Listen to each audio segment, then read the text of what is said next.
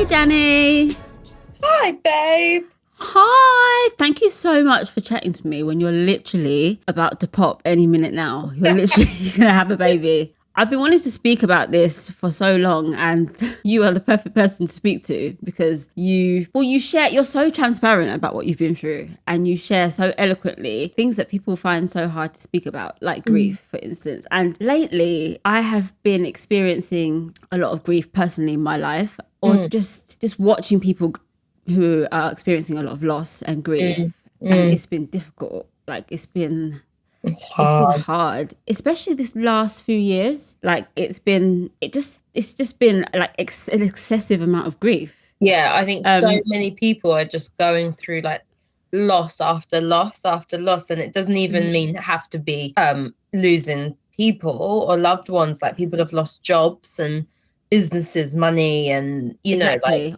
right to freedom and going out and stuff. And that's great. Grieving a life that you had before, Yeah. impacted by, like you said, the pandemic or illness or losing someone really close to you. And it almost feels like lately this is going to sound really morbid, but it feels like it's like an impending torturous experience that is just moving closer and closer and closer to me. Like especially as we get older, and you feel like a lot of people are losing parents, and Yeah. it just feels like it's closing in.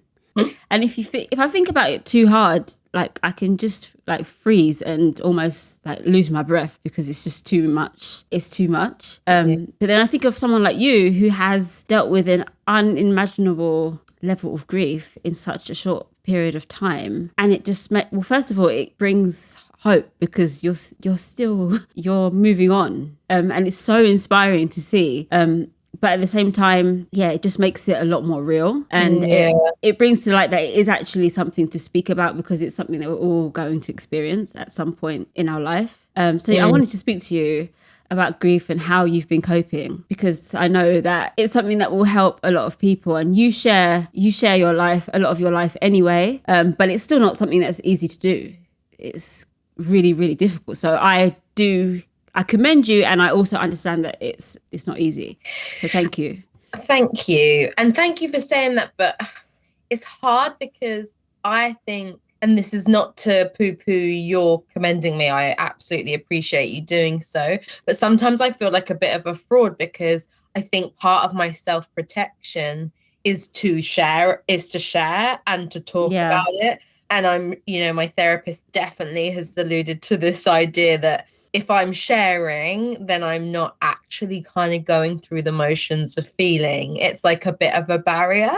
So I think the moment I'm not sharing is probably the moment I'm like in that deep reflection of taking it all into context. And honestly, like that in those moments when because it's really easy to just kind of like, it's all a bit blurry. When I look at the last 2-3 years, it's kind of like, if I look at the big picture, I'm just like, okay, like that's my story. That's what happened. But if I actually like put a magnifying glass in on it in each particular moment, finding out my mum's diagnosis or having my first miscarriage, and I put it all into context, that's so much harder. And I think talking about it is, even if I talk about selective things regarding grief, I do think it helps me blur the lines a bit, which helps me not put things into context. I don't know if that makes any sense, but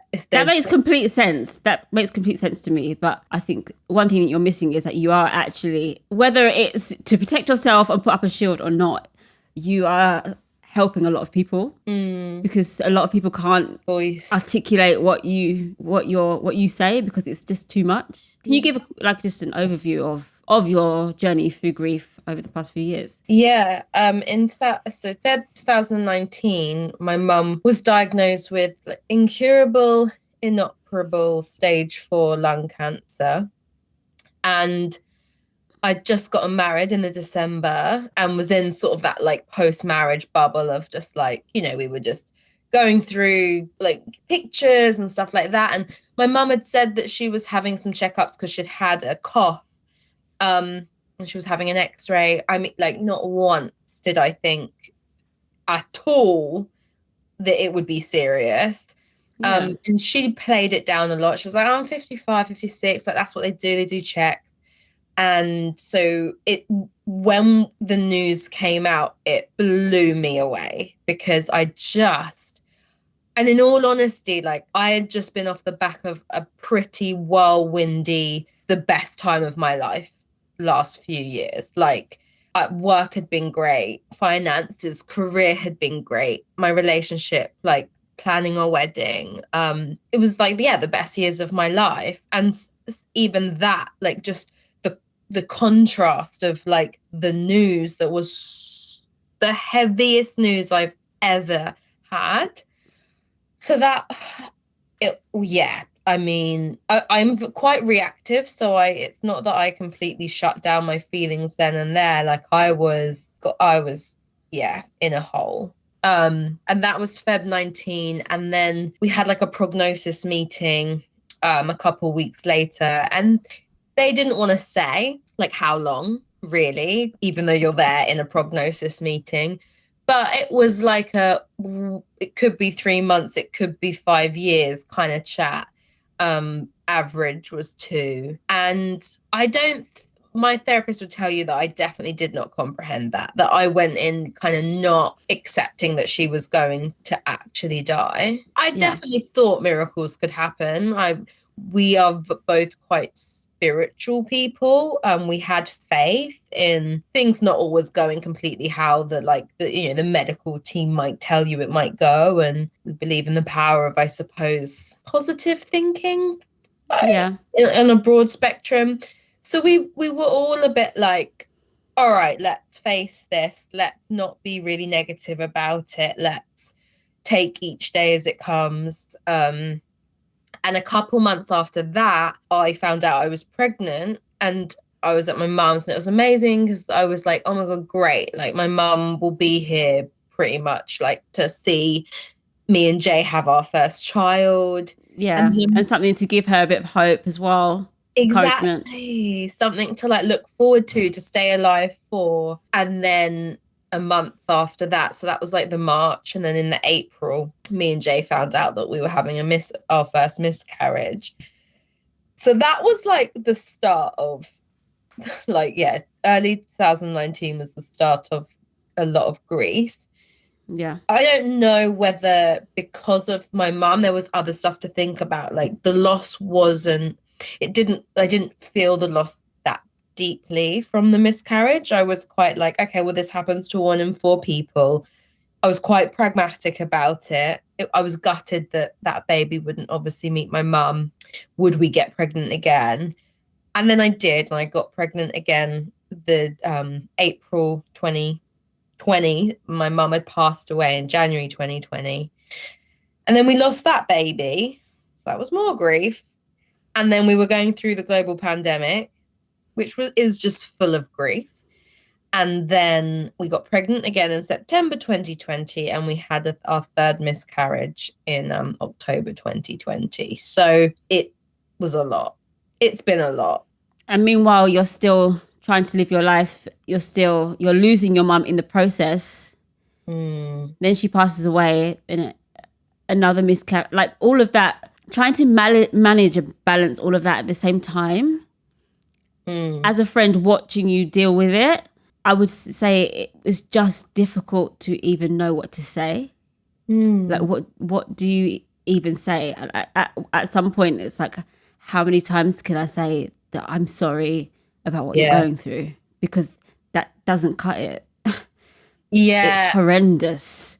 It's hard, isn't it? Because like, all I ever really cared about was that people didn't shy away from talking about it, or like asking like real questions. Like, I've got people that would avoid it, and I'm not good at that. Like, I don't like elephants in rooms. Like, that for me is weird. So but the reality is some people just don't know what to say. Absolutely. And that must be hard when they're people that you love, and you're just like, just be real. Just like say this is shit.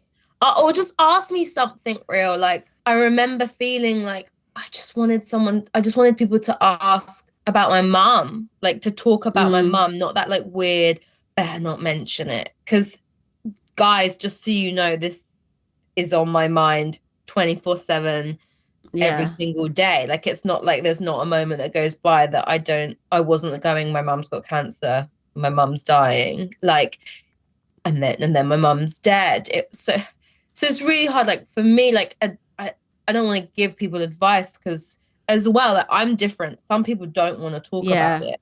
But I would say it's a good place to start is to just ask that other person, like, do you want to talk about it? Because it gives you that permission. I know I've got a friend that was grieving recently, and she was like, I just feel like I'm saying the same shit. Like, my poor husband's just hearing the same stuff. And I'm like, yeah, but he's cool with that. But you do sometimes need the permission from your loved ones that, like, is okay, like, to let me just talk and say the same stuff over again. The one thing I say to Jay all the time is it's not about not making sense of death. I can't put it all into context.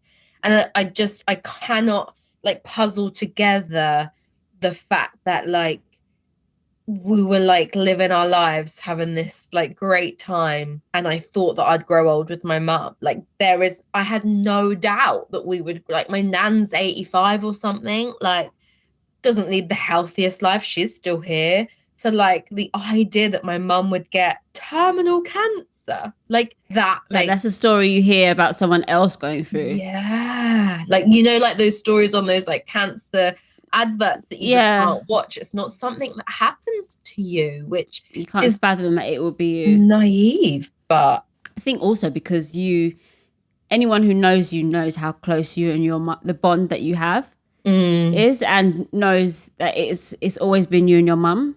Yeah. So I think a lot of people can't. I mean, we talk like this normally, but a lot of people would maybe find that it's because grief it can be so messy, and it can be it's just too much for somebody to approach, because they know how much that bond means to you.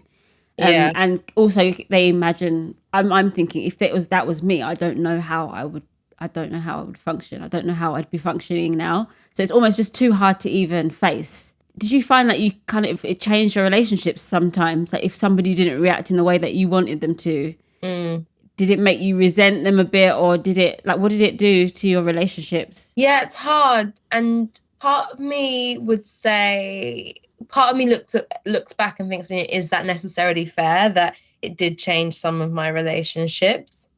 Because is that fair? Because people can only deal with what they can deal with, and people can only show up the best they can show up. But what I have come to a conclusion, and especially with 2.5 years of therapy, is, like, it's okay for that not to be good enough for me. It doesn't make the other person an arse. That for some of my relationships, I was like, these aren't my people. They can be friends, but, like, as in, they're not my like, I have a small little pockets of very close friends. I don't really subscribe to just having, like, a big group of, you know, small talk friends as such, I suppose. So for me, it was telling when certain friendships, all I needed sometimes was, like, a check-in. Like, literally, there were certain people that throughout that year my mum was dying and afterwards would just send me a WhatsApp, because real friends know I don't like phone calls. Would just send me a WhatsApp and just say, just checking in. Like, and sometimes good enough friends that I could sometimes not reply. Like, between me, you, and our friend Emma, like, sometimes I just wouldn't reply for, like, weeks. You know? Yeah. But isn't it so nice to have those friends that won't be like, you haven't replied? Yeah. Like, I'm annoyed that you haven't responded. Like, there's just no, it's quite bad, really. There's just no pressure. We'll just air each other for ages. I know. And look, there are some friends that would say that that's not good enough for them, right? Yeah. And that for me is like, cool, I'm not your people. Like, that's fine. Like, we know it's love. It's like people are going through things. Yeah. Like, and at the end of the day, we'll always be there for each other. It's just... Yeah. And I think for me, it brought me closer to some people, the people that were just there, like, just with the, like, just so you know I'm there, just checking in. It's like strengthened my relationship with my half sister. It strengthened my relationship Which with is so certain good. friends, which is, really lovely, especially going into the next stage of my life of motherhood. Like, it's nice, like, it solidified certain relationships, but it also broke down some relationships, some family relationships too. But I don't feel like that's a loss, because there's only so much energy someone has. And, I think anyone putting energy into relationships that aren't conducive to serving each other, it's like some of us were just going through motions. Like, one of the people is a friend that got me and my husband met through. And look, he's more my husband's friend than he is mine, but like, he just didn't know how to cope with it. And he's known my mum since he was 7, and like spent a lot of time with my mum. And I have never, like, I was so disappointed. Like, I've seen him once since my mum was ill, and maybe another time since she passed, and he just can't bring it up, can't mention it, doesn't say anything, doesn't ask how I am. And that's fine. Although, I mean, as it sounds, it's not. But it's fine for me to just go, cool. Like, again, you're not my person. And I've said to Jay, like, I'm not going to hang out with him, because that's not for me. And I've had to have those boundaries, because for me, like, if he's around and he's not mentioning it, there's an elephant in the room. That creates a vibe, that creates energy for me that it's like another burden that I don't want to deal with. You just don't have the tolerance for it. Yeah. At the moment. Building boundaries around what I can tolerate and what I can't has had to happen, because in truth, Joey, like, I said this recently to a few people, like, just doing a load of washing or just cooking my dinner now is really hard. And I didn't think that grief would affect me like that. I didn't, like, because I get on with my life. I started a business. I am now pregnant. I can go out. I can communicate. I can chat and share. But there's certain things that just really take my energy away. Like the prospect of just having a shower, getting dressed, cooking, chores, like daily admin, the shit that I didn't really enjoy that much. Basically all the stuff I hate doing. Yeah, it's like, really? Do I have to have a shower? Those things, like, it takes up energy, and I can't put my finger on exactly like what that is in terms of like in relation to grief, but it's since grief, like since that I find those things extra hard. How are you coping with like moments where it kind of hits you out of the blue? Do you have moments like that? I mean, look, they are, because in general, like, look, I am good at just leading my life, mainly because my mum, I always remind myself is my mum would want me to be leading my life, and it's helped me love myself more. It's helped me, just like and enjoy my life more in some regards, the small bits and stuff, and have the boundaries where I need to. It's made my life, I suppose, a bit clearer in the day-to-day of what I actually want from it and stuff. And so when it does hit you out the blue, because usually you're just so good at just living, it's a dark hole that it takes your breath away. And I can't do it with many people. I've only really been able to be in that like deep, dark despair with my husband. I thought I was a really open, vulnerable, wear my heart on my sleeve kind of person, and the last couple of years of therapy I've discovered that's really not true, and I'm quite guarded, and I'm very good at being okay and rationalizing my trauma and philosophizing my trauma. I would say the therapy has helped me be okay with the despair, in the sense of when it hits, I don't try and stop it. Like, I don't go, it's fine, get myself together. I just let myself sink. But that is pretty much only with Jay, I would say, my husband. So, and all you can describe it as, and people describe this a lot, like, but it is like waves. But it's like you're just there floating in the ocean, just like looking up at the sky, a bit oblivious to like, and then suddenly it's just like wham. And the waves are so heavy, like cement, there is no way you think in that moment you are going to be able to come up for air. I don't know if you've ever been knocked out by a wave and you're like, this is it. I'm done. Like, I can't, like, there's no way. Like, I'm upside down, I'm back to front, and then suddenly you grasp for air and you're there and you are okay and you are alive. And I think, look, they happened quite frequently at the beginning, and people say they do get longer in between, and they do get longer in between. But I feel like they've gotten longer, but when they hit, they're heavier, they're harder, darker. I don't know, you just somehow you're still putting one foot in front of the other, and you're turning up and you're showing up and you're going to work and you have a smile on your face and you're living. If someone had said to me though prior, how would you be if your mum was to get terminal cancer and then die, I would be like, well, honestly, like, how could I not kind of like have the thoughts of even killing myself? Like, I know that sounds extra morbid, but like, it was my mum brought me up. It doesn't when you know how close the bond is between you and her. But she was so good at she did make death easier for us all. She was so funny as well. Like sometimes the pictures that you would send or the things that you would say, and I'm like, do you realize that you're laughing through death? You're laughing through it, but I guess it's what was one of the most powerful coping mechanisms for you. Yeah. And I've experienced in some really dark moments, I've seen how humor can really lift you through. And she was just so funny anyway. So of course she was going to be cracking jokes throughout. Yeah. I honestly, like, you need it. You can't. You can't do it without. There's no way. I mean. And she was funny, like, even on her last day. So I would say her last week was the hardest, because that's when you start losing them before you've lost them. But there was this, like, just little moments, gems. And, like, there was this moment we were in the hospice and there was this one male nurse who was moving her.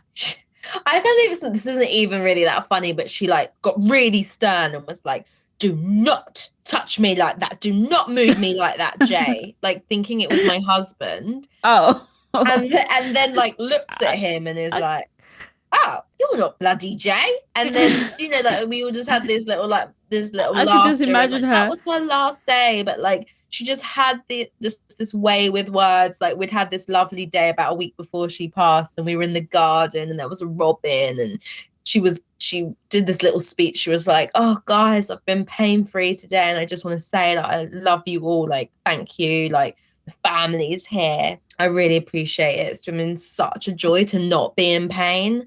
And we were like, oh, just, and then she went, but in all honesty, now you need to all fuck off.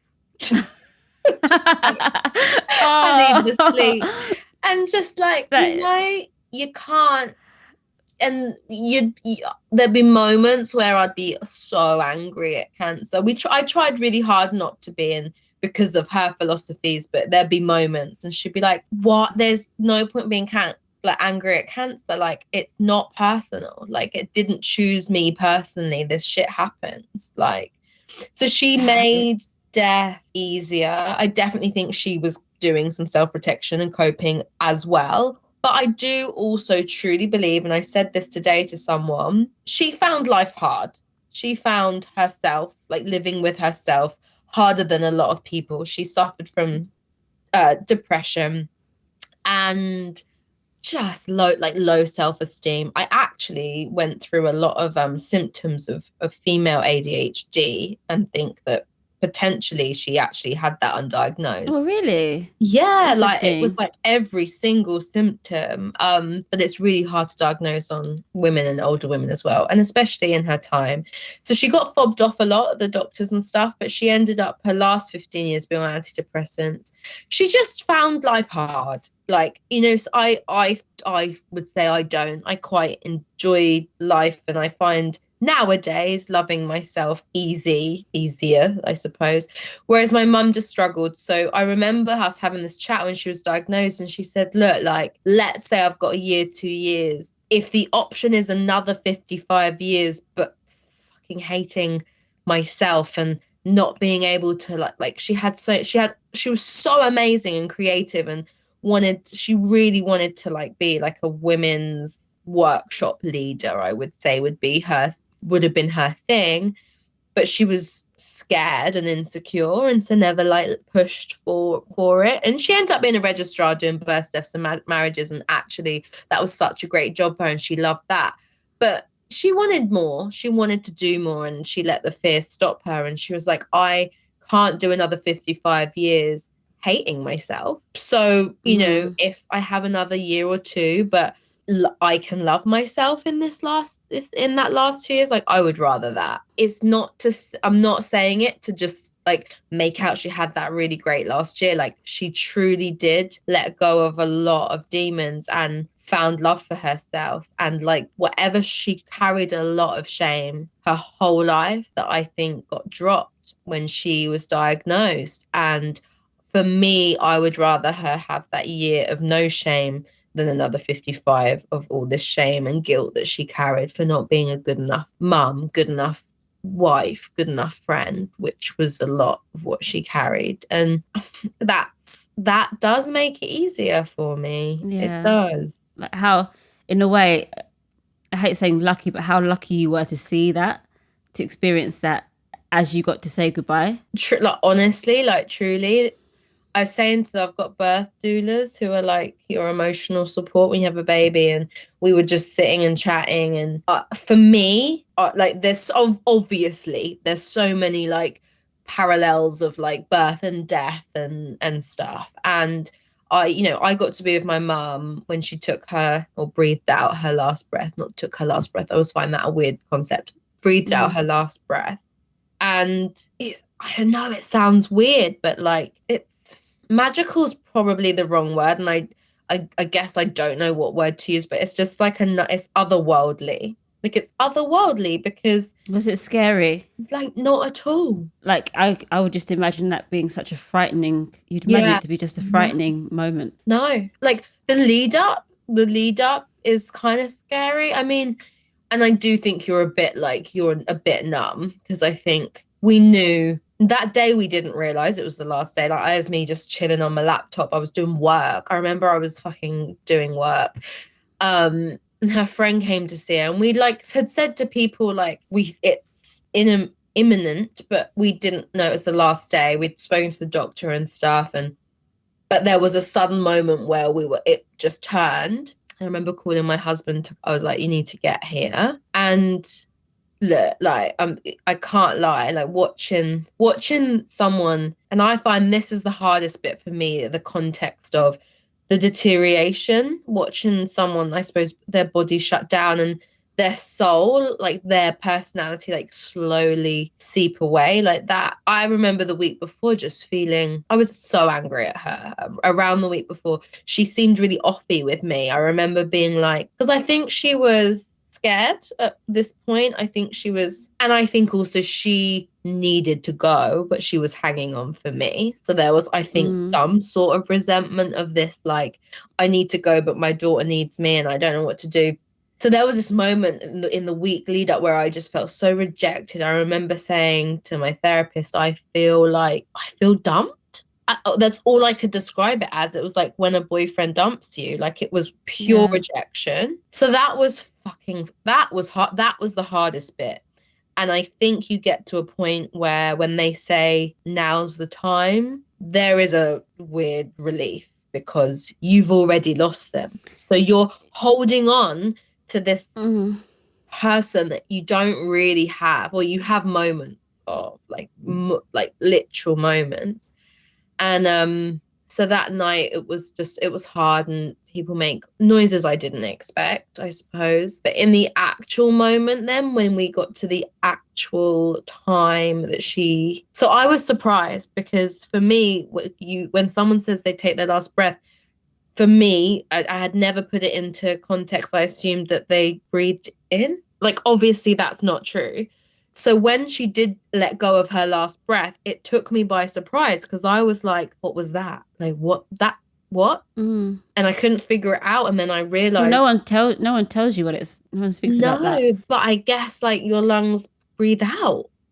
obviously you're not going to involuntarily breathe in, but so it was weird because that's not what I expected. But my nan and my aunt had been doing something like moving a chair, and and it was just me and my mum. And in the lead up, my nan and my aunt had been there as well. And like, to be perfectly honest, like, I was really selfish in that I did not want my nan and my aunt to be there. Like, I just wanted it to be me and my mum.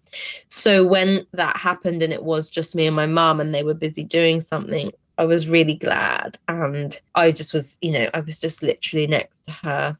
And there is just something, like I say, out of worldly. So thinking about birth and me having a baby, like, there's a connection there. I can't, I don't think it's full circle. Like, obviously I don't think that, I'm not birthing my mum, but I do think that there's part of her. Yeah. And there's a big connection of like, knowing I can do that gives me all the faith that I can do birth. For me, if I can be there with my mum when she takes her last breath, then I can do birth. And how grateful I am that I can actually do that and have her in some, I know she's here. Like, I trust that she is in him and gonna be with me. But like someone said to me the other day, like, just so you know, she was like, I have a really bad relationship with my mum, and all I wanted when I had my baby was for my mum to be there, and we have a shit relationship.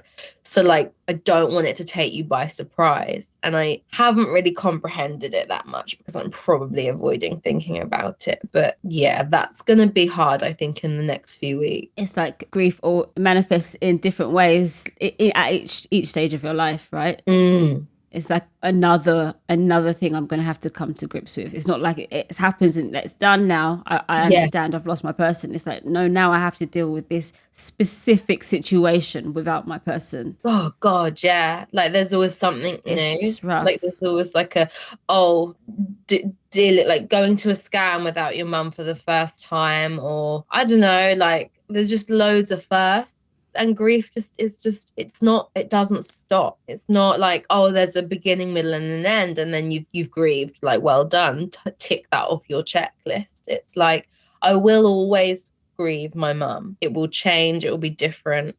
And in honestly, like, I don't think that I've even begun with the absolute despair of grief, to be honest. I think the world shutting down helped, but in all honesty, also that it probably paused a lot of it, because it was like, great, I can be in a cocoon, I can be in a bubble. The world shut down. We're all grieving. We're all like, cut off from everything. I feel like sometimes the worst is yet to come. But I trust that I was going to say ride the wave, but I drown in the wave and come up again at some point. You'll resurface like you always have, like you have through this horrendous 3 years that you've had. I think if you were to focus on how awful you're going to feel knowing that your mum's not around to see your baby, then that would just completely take away the joy of your baby coming any day now. So there's no sense in thinking about what is to come in that sense. Yeah, absolutely. Because it spoils the present moment. There's there's no point in worrying that. And my mum was like that a bit, like with the diagnosis. She was like, well, there's no point in stressing about it until I knew, like, just ruin my present moment. And it is like you say, I can't anticipate how shit it's going to feel not having my mum as I bring my son into the world. It's going to be shit, but at the same time, I'm so excited about teaching him about her and teaching him the stuff that she taught me. But you cannot, like someone said to me about worry, like, it's like you're on an 8-hour plane ride and you sit there the whole journey, like stressing that the plane's going to go down. And you're like, you don't watch a film and oh no, I can't have that glass of champagne because I'm too stressed. I'm too anxious. Like, the plane's going to go down. Look, if the plane goes down, it hurts just as much, whether you've sat there anxious or not. But there's you sitting there anxious the whole time, ruining your last few hours on earth. And the guy next to you is like, had a bottle of bubbly, watched a really great film, all the snacks, had all the snacks, and enjoyed his present moment. And that plane going down is just as shit for him as it was for the person next to him sitting there anxious, but they had a better present moment. So that always sticks in my head.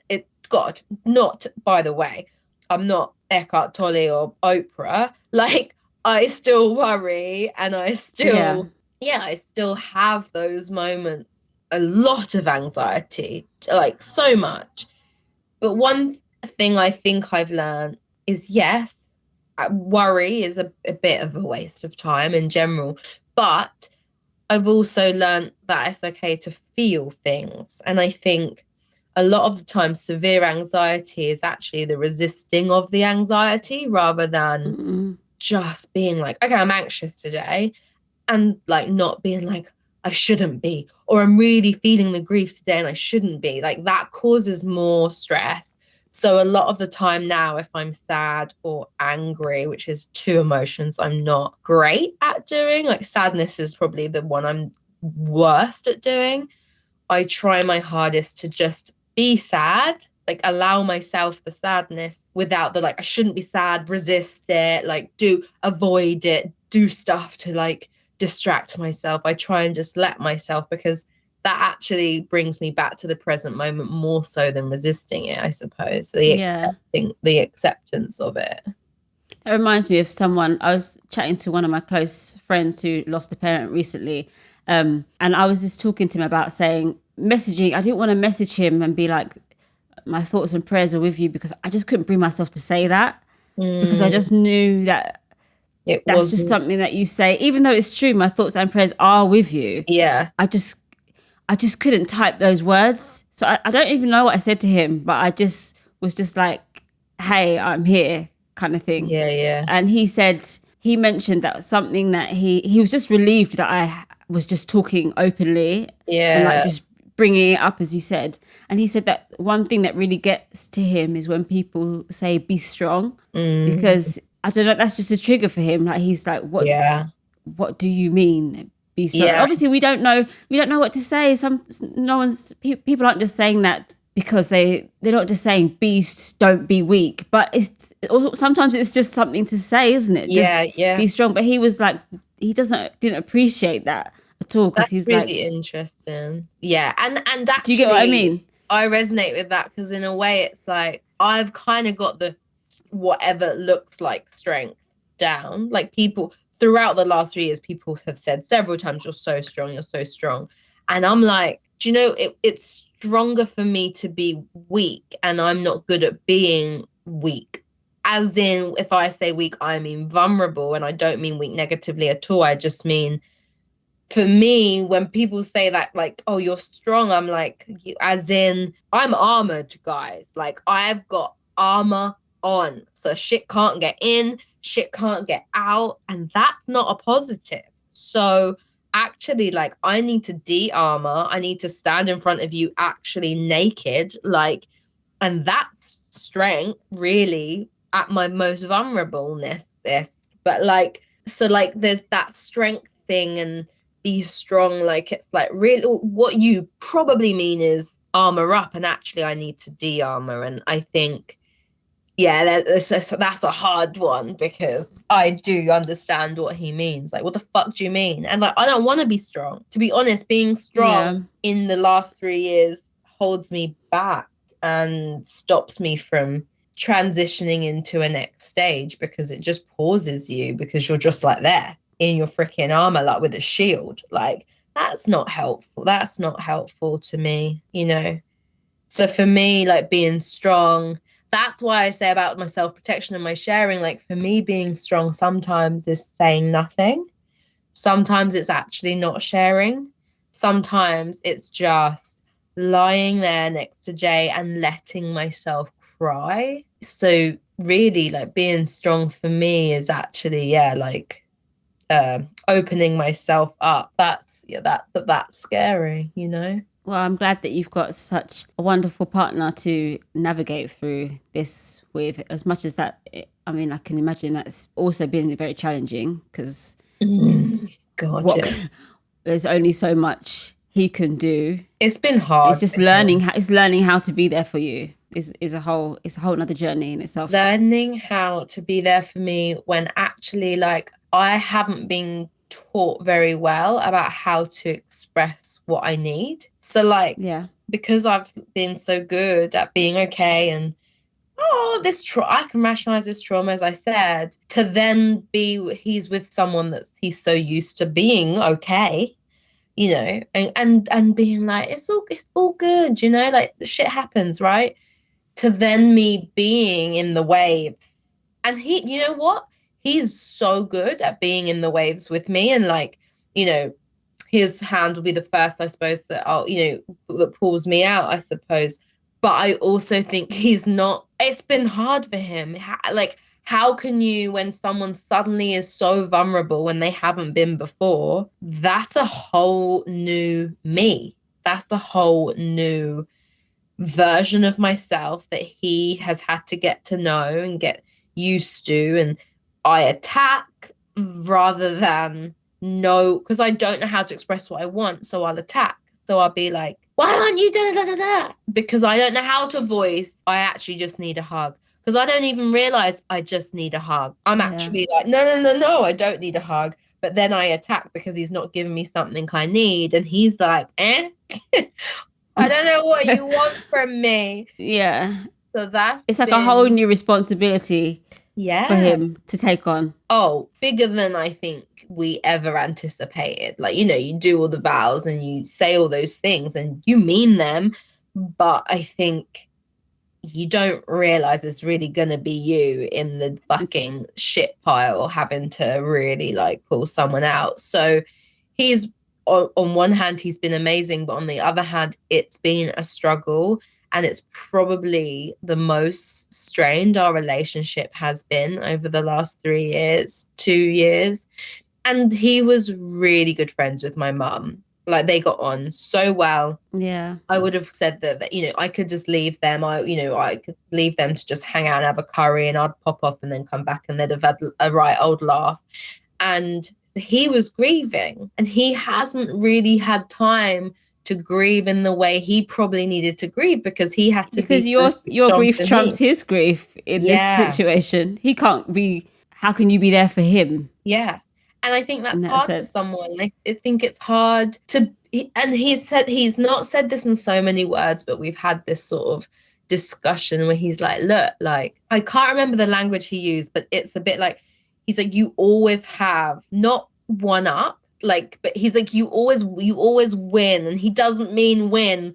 He's like, there's never anything I could say that, like, he's just had to severely be that person that's like there for me. And he doesn't expect me to be there for him. But at the same time, he's needed someone too, not just because of mum, but because of COVID, because of his own mental health, because of us struggling in a relationship, because we both had 3 miscarriages. Like, and I've not, in all honesty, I have not been able to show up for him. So he's like waiting around for me to show up for him, because of course he loves me and he will, but like, that's hard.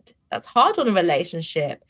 And I don't know when I can show up for him. I'm now about to be a mum, like, but we have to show up for each other. Like, we have got to do this together. But we're off the back of like the worst couple years of our lives, of our relationship. Well, I have a feeling you're entering the best part of your relationship. I think I think the best is coming. Yeah, I hope so. I think so. I trust in our love. I know so. This baby is going to be so loved. And I just can't wait to see your relationship, you as a mum.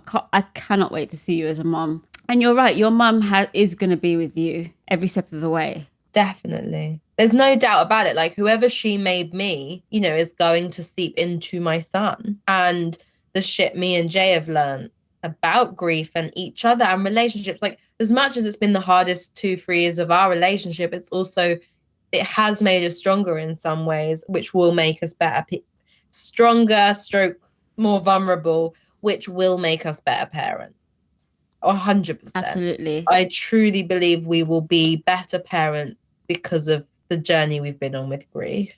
Absolutely. And you're such a beacon of hope to people who wanting to start a family, to just keep going, to keep holding on, to keep trying. Like, it will happen. I mean, look, I did think, is the pregnant part going to happen for me? Yeah. But I trusted that if we wanted a family, we would be able to make that happen in whatever kind of way that was. I wasn't opposed to surrogacy or adoption, IVF. Like, so for me, I always felt like I had options. And I think the moment you think you haven't got options, I think is when that hope gets whipped away from you. And I get it. Yeah. Some people don't want to go down those other routes. And I'm not saying those routes are easy. Like, trust me, like, I think, got very lucky that we did manage to get and stay pregnant. But I did trust that we were going to be a family and that we were going to have a child, at some point. So I just kept that faith, and I really did want to experience pregnancy. Like, I'm one of those kind of, like, even just like with getting married, like, I remember I wasn't overly like needed a marriage certificate, but I love the idea of experience. Like, I'm curious, like, I wanted the day, like, I live for Christmas Day because I'm like, I find bar humbugs really weird. Like, I'm like, how, like, it's just an extra day for life not to be just normal. Like, it's like Christmas Day, like, why not? Why not? Like, let's just freaking eat and be merry. It's like an extra excuse. And so I kind of weirdly felt like, I'm not saying this is necessarily the right reason to want a baby, and trust me, my reasons went from not wanting a kid to wanting a kid, and then reasons changed the why, but I really wanted the experience of being pregnant and going through labor. So I'm so glad you got it. If that had been taken away from me, like that, I would have been okay.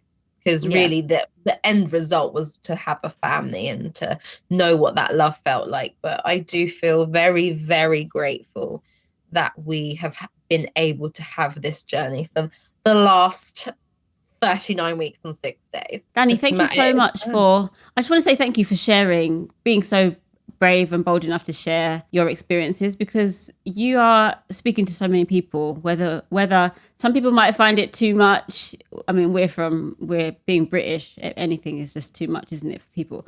But literally, but you are speaking to people who probably silently watching, and resonate. Your words are resonating with them, or I hope so. Touching them in some way. So I want to personally thank you for being that light, because I think your voice is really important, and a lot of people can learn so much from you. I personally learn a lot from you, so just thank you. Oh, thank you. I do hope so. I hope in some way it gives anyone that feeling of like, even just that feeling of like, oh, you can survive this. Absolutely. You can, but it's hard. Well, I need to leave you now to go and have that baby. Yeah. Imagine like tomorrow I speak to you and I'm like, babe, by the way. I actually said like we need to be like she might go into labor during this chat, so we need to be ready for that. Yeah. No, I'm good. No twinges. I mean, I felt him moving about, but no twinges. We'll see. We'll see what happens this weekend. Well, I love you so much. I love you. And rest up, because I mean, you're going to be, you just need to sit and just chill. We'll probably get a takeaway because we are having an extension done right this very minute. So we have no kitchen. So we'll probably get a takeaway and watch. Have a curry. Spicy food, does that even work? I had a curry last night though. It wasn't great. But yeah, the curry, to be honest, the curry is a bit of a myth, a bit of an old wives' tale. And in the sense, I don't know why you would really want a spicy curry just when you're about to try and push out a baby, because yeah, on that note, I am gonna be pooing in that pool. Like, that is just the thing. I don't want a curry poo. Like, no. I need a hard midwives, get ready. Not soft ones. I love you, Danni. I love you. I'll speak to you soon. Speak to you soon. Bye. Bye, Mouse.